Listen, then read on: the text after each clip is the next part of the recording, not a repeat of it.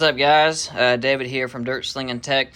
I'm going to show you kind of what I did today and kind of give a little review of this Nitro Bee receiver. So we got the Nitro Bee receiver ordered from X Factor Motorsports. It shipped pretty quickly, and I tested it out up at Mason City, and it's awesome. The only thing is you got to turn it down. I think I'm running level 5, and it feels like it's blasting my ears. So definitely turn that thing down. Don't try to turn it up all the way, throw your helmet on and get out on the track, because you might be deaf by the time you get back in here. So something that I did at Mason City was I left the receiver on the entire time, because typically with the AAA battery receivers, I would leave them on all night long and they would last. Well, I wanted to see how long it would last on the rechargeable battery. And by the time the feature came around, it was down to 1 bar.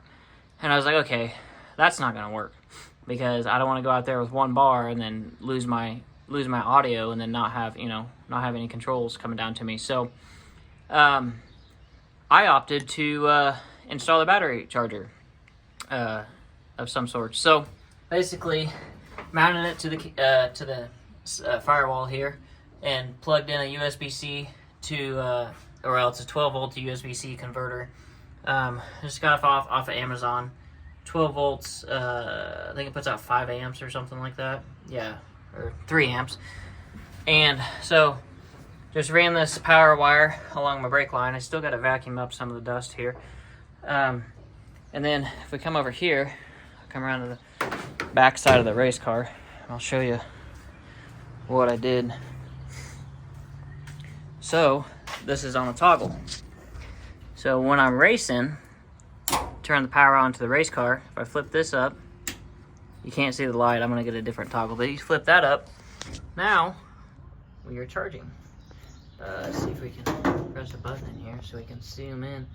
So you'll see it there, it's charging. So this is going to solve quite a few problems. Another thing to note about the holder, which I also got from X Factor, is it's got a spot in the back for the screws that come in on the clip.